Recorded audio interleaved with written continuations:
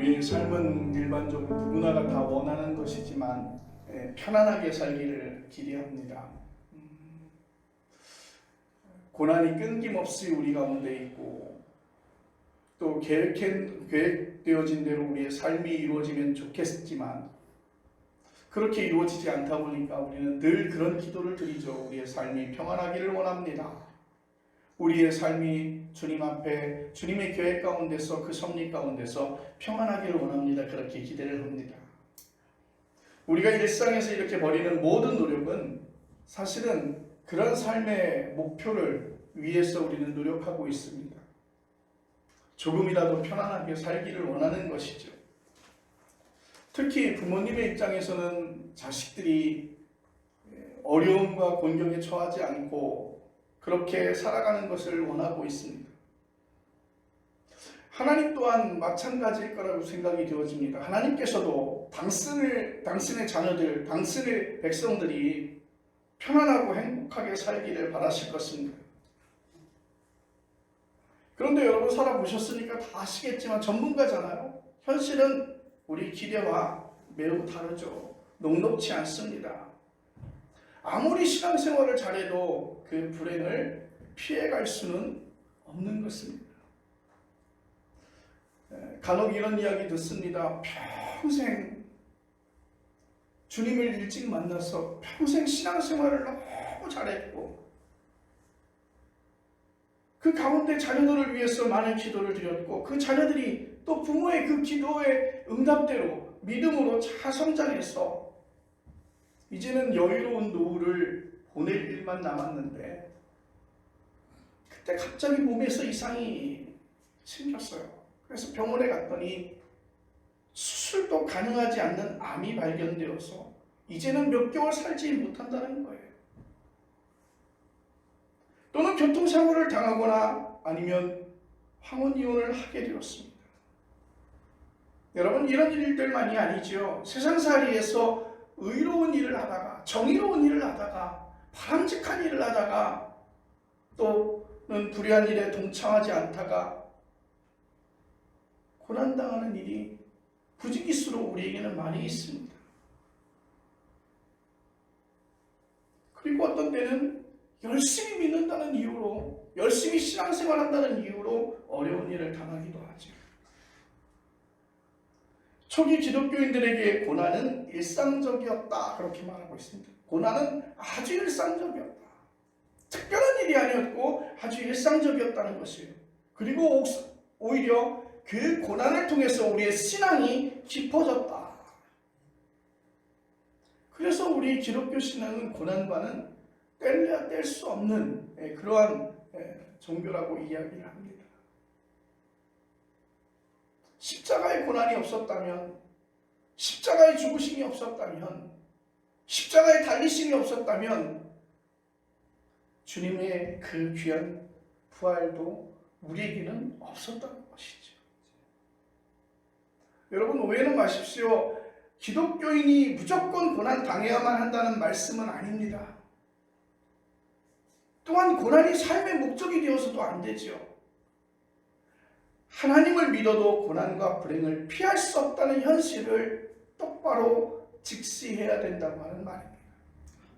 그래서 고난을 피하는 것을 신앙의 목표로 삼아서는 안 될 것입니다. 안타깝게도 그런 방식으로 살아가는 기독교인들이 우리 주변에 없지 않습니다. 좋은 일이 많으면 믿음 생활을 잘해서 그렇다고 하고 고난이 생기면 믿음 생활을 잘못해서 그렇다고 생각합니다. 지난주에 우리 지방에 자그마한 행사가 있어서 목사님들을 뵀는데 원로 목사님을 기다리다 젊은 목사님 몇 분이 이렇게 앉아서 그런 얘기를 했어요. 성도에게 복이, 성도에게 은혜가 어느 정도 임해야 될까? 왜요? 목회를 조금 해보니까 성도가 하나님으로부터 정말 쏟아붓는 그 복을 받아서 부유해지거나 평안해지면 교회 잘 나오지 않아요.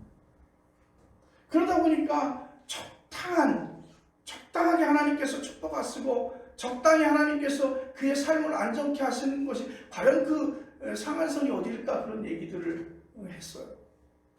웃지 못할 분위기죠. 하나님께서 함께 하셔서 하나님의 복이 임하고 그 복이 임해서 그의 삶을 통해서 다른 쪽으로 또 흘러갈 수 있는 그러한 복이 되어져야 되는데 오히려 바빠서 돈을 많이 벌어서 주일을 성수하지 못하거나 하나님 앞에 예배하지 못하거나 하는 일들이 벌어지니까 목사님들이 그런 것 가지고 많이들 속상해하죠.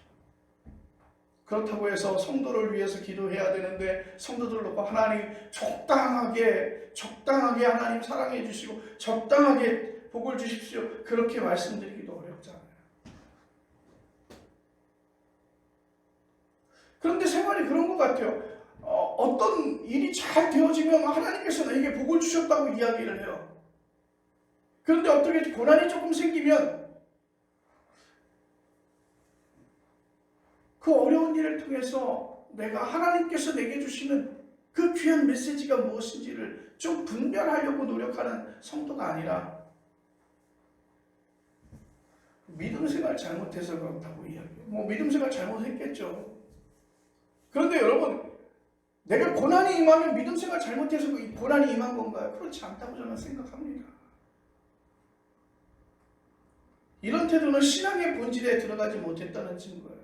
우리가 편하게 그렇게 얘기합니다. 당신의 고난은 당신의 신앙생활이 믿음 생활이 잘못되었습니다. 좀 그 믿음 생활의 태도를 좀 고쳐야 될 것입니다. 이렇게 물론 많이들 말씀을 하시지만 사실 믿음 생활 잘못해서 오는 고난과는 수준이 다르다라고 하는 것이죠. 기독교의 신앙은요, 믿음 생활하면서 우리가 예수 믿는다고 하면서 고난을 피할 수 있는 노하우를 찾는 것이 아니라 교회 나와서 고난을 어떻게 피해갑니까? 그 교회에서 그 고난을 피해갈 수 있는 어떠한 방법을 찾는 것이 아니라 고난을 대면할 수 있는 영적 능력이 우리에게 임하기를 간절히 바랍니다. 고난을 대면하면서 고난을 우리가 당하면서 그 고난 가운데 어떻게 우리가 이기고 살아갈 것인가를 갖다가 가질 수 있는 영적인 능력이 있어야 된다는 것입니다.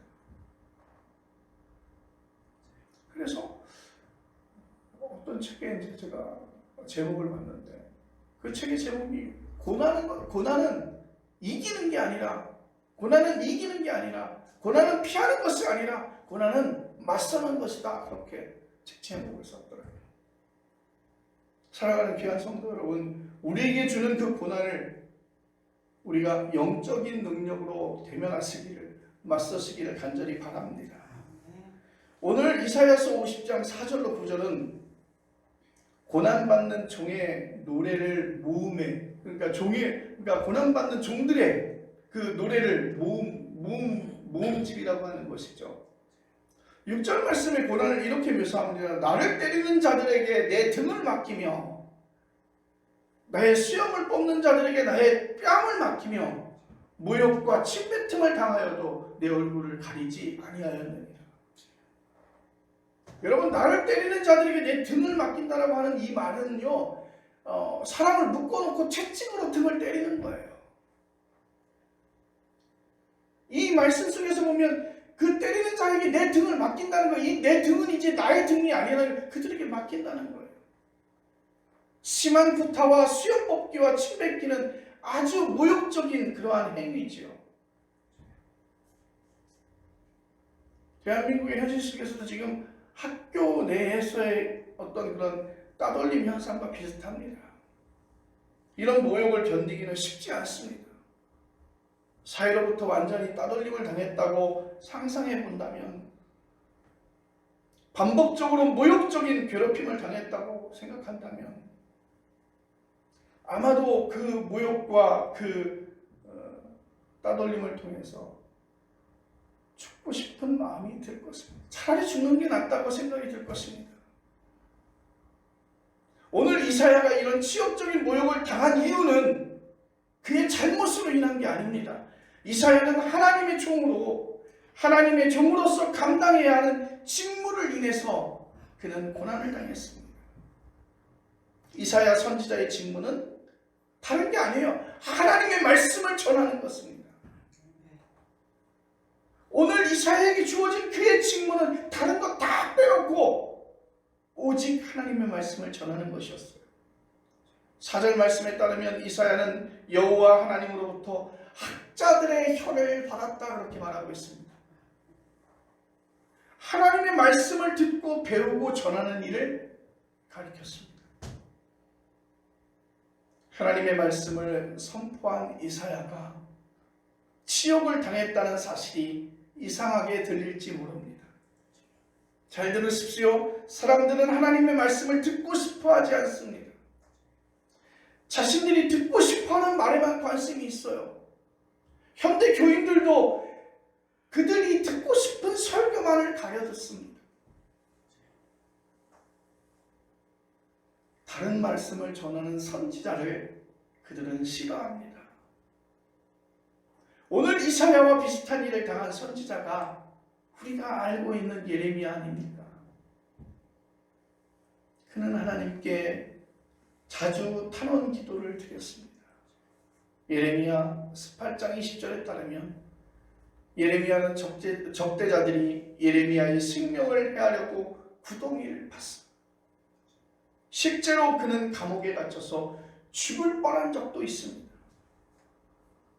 예레미야 20장 8절에서 이렇게 그는 고백하죠. 내가 말할 때마다 외치며 파멸과 멸망을 선포함으로 여호와의 말씀으로 말미암아 내가 종일토록 치욕과 모욕거리가 됨이니이다. 예레미야도 얼마나 많은 고민이 있었을까요? 하나님께서 주시는 말씀이 늘 파멸과 멸망을 선포하는 말씀인데 정말 이 말씀을 전해야 될까? 예레미야도 인간인지라 고민하지 않았겠어요? 그런데 그 말씀을, 여호와의 말씀을 그들에게 전하고 그는 치욕과 모욕거리가 되었다고 그렇게 고백합니다. 바벨론의 위협을 직시하지 못하고 막연한 낙관론에 빠져서 있던 당시의 선지자들과 귀족들과 민중들을 향해서 조국의 멸망을 외쳤습니다. 너희가 돌이키지 아니하면 너희가 멸망을 당할 것이라고 그는 그들에게 외쳤던 것입니다. 그래서 그 선포로 인해서 당시 사람들에게 비난을 당했던 것이죠. 생각할수록 억울한 일일 것입니다. 그런데 여러분 생각해 보십시오. 성경에 기록되어져 있는 많은 선지자들이 그런 길을 묵묵히 걸었다는 것이에요. 그게 말씀 선포에서 자신의 존재 근거와 이유를 찾는 선지자들의 운명이었습니다. 그 예레미야와 이사야는 이렇게 비슷한 운명을 살았던 선지자들입니다. 이사야는 자기에게 운명처럼 다가온 고난을 거부하지 않고 자신을 완전히 맡겼습니다. 때리는 이에게 등을 맡기고 수염을 뽑는 이에게 뺨을 맡기고 침 뱉는 이 앞에서 얼굴을 가리지 않았다. 내가 주의 이름으로 받는 그 고난과 모욕을 온몸으로 받아들였다는 것입니다. 여러분, 이건 자포자기한 것 아니에요. 충격적이어서 정신을 잃은 것도 아닙니다. 7절 말씀에 따르면 그는 이런 일로 인해서 나는 부끄러워하지 않았습니다. 그것을 수치로 여기지 않았다고 그는 말하고 있습니다. 여러분, 그게 가능할까요? 가능하지 않았다는 것은 여러분은 경험적으로 잘 아실 것입니다. 여러분, 우리 조금만 기분 나빠도, 조금만 나에게 어떠한 듣기 싫은 이야기를 하여도 성질을 내죠. 아니요, 성질을 표현하지 않더라도 그 성질이 내 안에서 부글부글 끓어오르는 것을 여러분 느끼지 않습니까?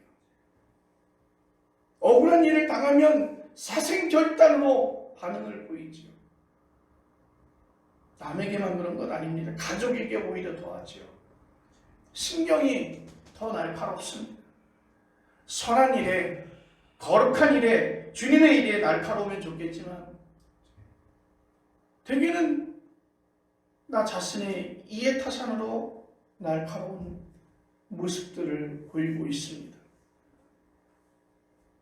그러면 이사야는 우리랑 다른 사람이니까, 이사야는 우리와 좀 더 수준이 다른 사람이니까, 이사야는 천사와 같은 사람이니까. 그렇지 않습니다. 화가 날 때도 있었고 분해할 때도 있었겠지만 억울한 미움을 받았는데 왜 그렇게 안 했겠습니까? 자신을 운명에 맡겼다는 본문의 묘사는 매 순간이 아니라 전체적인 방향에서 그렇다는 뜻입니다. 화가 났겠죠. 그들에게 복음을 전하다가 그들에게 비난을 받을 때 화도 났겠죠. 흔들리다가도 결국은 이런 방향으로 나가는 것입니다. 저는 이것이 우리의 삶 속에서 우리의 신앙 고백이기도 한다는 것이죠. 그렇게 되고 싶다라고 하는 희망이기도 합니다. 하나님을 믿고 산다는 것은 단숨에 고도의 영적 경지를 이루는 게 아니라 신앙으로 그분을 닮아가는 과정인 줄로 믿으시기를 바랍니다. 오늘 이사야의 이 고백에 그런 과정이 담겨져 있습니다. 그런 과정을 통해서 내게 주어진 고난의 운명을 잘 버텨낼 수 있었겠죠. 그래서 우리는 그의 선포를 하나님의 말씀으로 지금 이렇게 받아들이는 것 아니겠습니까? 그런데 이사야의 영적 부도의 과정이 중요한 것은 자신의 인격과 의지에 의존하는 것이 아니라 하나님 경험을 토대로 했다는 사실입니다. 그게 선지자와 일반 선생과의 차이점이죠. 선지자들은 세상에 가치 있는 가르침을 전하는 일에 관심이 없어요. 오직 하나님의 경험에 매달렸습니다. 그들이 주변 상황에 좌고우면하지 않고 자신의 길을 갈 수 있었던 이유도 하나님의 경험이 있었기 때문인 것입니다. 이사야는 8절에서 이렇게 말합니다. 나를 외롭다 하시는 이가 가까이 계시니 나와 다툴 자가 누구냐. 오늘 제목의 말씀이잖아요. 가까이 계시니. 또 9절에 이렇게 말합니다. 보라 주 여호와께서 나를 도우시오니 나를 정죄할 자가 누구냐. 자기의 적대자들을 이렇게 묘사합니다. 보라 그들은 다 옷과 같이 헤어지며 조민이 그들을 먹으리라. 적대자에 대한 말씀을 오해하기 쉽습니다. 여호와께서 적대자들을 파멸시키고 이사야를 지켜주신다는 말입니까? 아니에요. 이사야를 비난하고 궁지로 몰아넣으려는 적대자들은 쉽게 무너지지 않습니다. 오늘도 마찬가지예요. 악은 기세가 더 등등합니다. 선처럼 행세하죠. 그것이 옳은 것처럼 우리에게 보여집니다. 권력과 돈과 명예를 다 차지할 듯 그렇게 보입니다. 이사야가 죽을 때까지도 적대자들은 기세가 등등했을 것입니다. 이사야가 그들을 가리켜 옷처럼 헤어진다고 말한 이유는 어디에 있을까? 그들만이 아니라 모든 인간은 다 옷처럼 헤어집니다. 좀에 먹히는 것이죠. 아무도 여기서 벗어나지 못하는 것입니다. 적대자들을 향한 이사야의 경고는 하나님을 믿지 않는 사람이나 믿는 사람이나 또는 선한 사람이나 악한 사람 모두에게 일반적으로 적용되는 말씀인 것입니다. 지금 이사야의 관심은 누가 이기고 지느냐, 누가 잘나고 못났느냐는 그런 차원에서 이야기를 드리는 것이 아니라 아무리 너희가 노력해도 아무리 너희가 권력을 잡아도 아무리 너희가 많은 재산을 보유할지라도 너희가 시간이 지나고 나면 아무리 잘 돼도 옷처럼 헤어지고 좀에 먹히는 존재라는 것이죠. 그리고 이사야는 그렇게 말합니다. 그런 것에 연연치 아니하고 하나님이 가까이 계시다는 사실에 그는 집중합니다. 하나님만이 옷처럼 해지거나 좀에 먹히는 운명을 벗어나는 생명의 주인이기 때문인 줄로 믿습니다. 그래서 그 하나님이 가까이 계시다는 사실을 알고 있었기에 나를 때리는 자들에게 내 등을 내어주며 수염을 뽑는 자들에게 내 얼굴을 내어주며 나에게 돌을 던지는 자에게서 얼굴을 피하지 않겠다라고 그는 고백하는 것입니다. 그것을 경험했기 때문에 적대자들의 모욕을 받아들일 수 있었던 것입니다. 여러분, 그런 인식과 경험이 없으면 세상 방식으로 계속 싸우면서 인생을 허비하고 말 것입니다.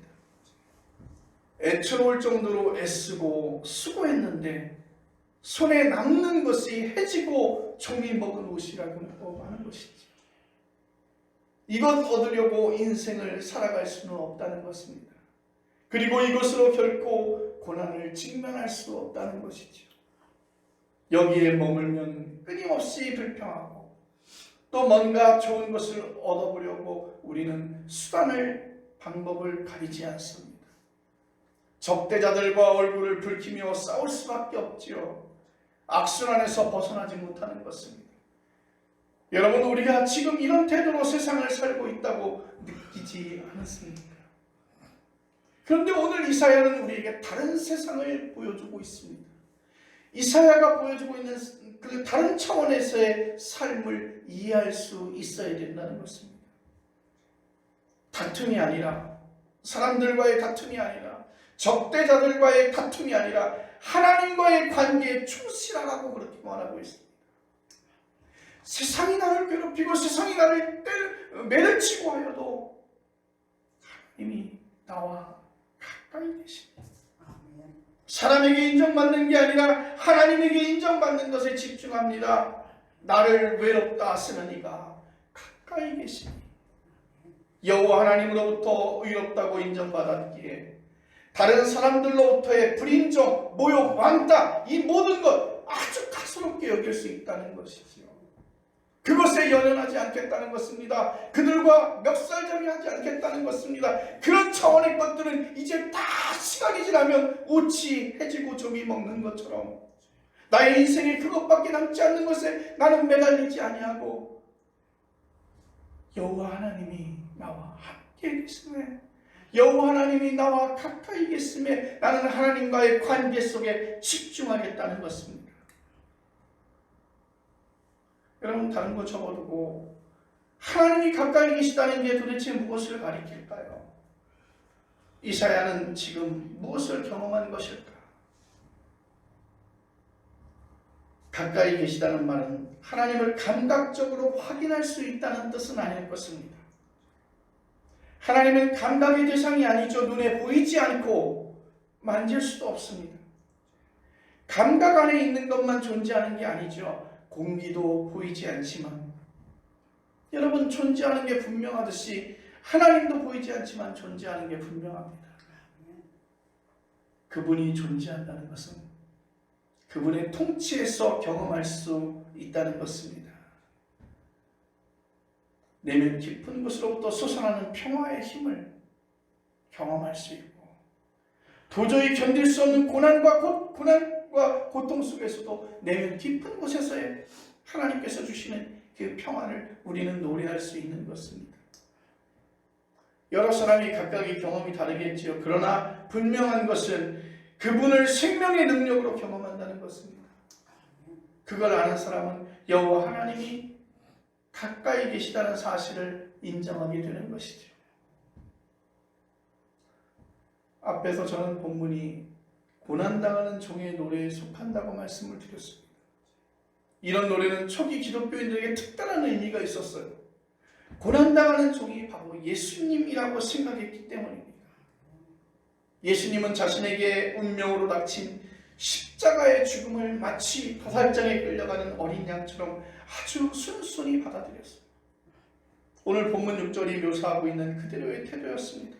죄가 없는 자가 십자가에 처형당했다는 것은 억울하기 짝이 없는 일이었습니다. 나름의 방식으로 저항할 만하지요. 그러나 예수님은 자신을 그대로 내어주었습니다. 여기에서 한 가지 대답이 있을 뿐입니다. 예수님은 여호와 하나님이 가까이 계시다는 사실을 명백하게 느끼고 있었다는 게 그 대답일 것입니다. 예수님의 경험은 이사야의 그것과 비슷합니다. 오늘 이사야도 하나님이 가까이 계시기에 고난을 담대하게 받아들인 줄로 믿습니다. 이사야의 이런 경험에서 영적으로 중요한 것이 무엇인지를 아마도 배웠을 것입니다. 예수님이 선지자들에게 배웠다는 말을, 또 선지자의 영성을 배제하고는 예수님을 이해할 수가 없지요.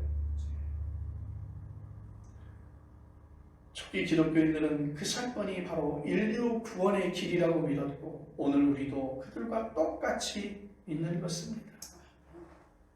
오늘은 종료주일입니다. 예수님이 제자들과 함께 예루살렘에 나귀를 타고 들어가실 때 사람들이 종려나무가지를 꺾어서 흔들며 예수님을 환영한 사건을 우리가 기리는 주일입니다.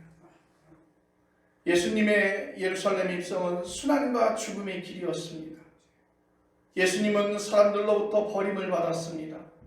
능욕을 받았습니다. 십자가는 고독의 끝자락이었습니다. 하나님으로부터 버림받은 것 아니냐 하는 생각이 할 수밖에 없는 절망스러운 자리였습니다. 그러나 그 자리가 바로 하나님이 가까이 계신 자리인 줄로 믿습니다. 하나님 당신이 십자가에 달리신 자리였던 것을 우리는 믿음으로 고백합니다. 거기서 인류 구원이 시작된 줄로 믿습니다. 사랑하는 귀한 성도 여러분, 잊지 마십시오. 예수님은 하나님으로부터 의롭다고 인정받았습니다. 그것은 곧 생명을 얻었다는 뜻입니다. 예수님은 죽은 자로부터 3일 만에 다시 사셨어요. 이 사실을 믿는 사람은 예수님과 똑같은 그 생명을 얻게 될 줄로 믿으시기를 바랍니다. 기도하겠습니다.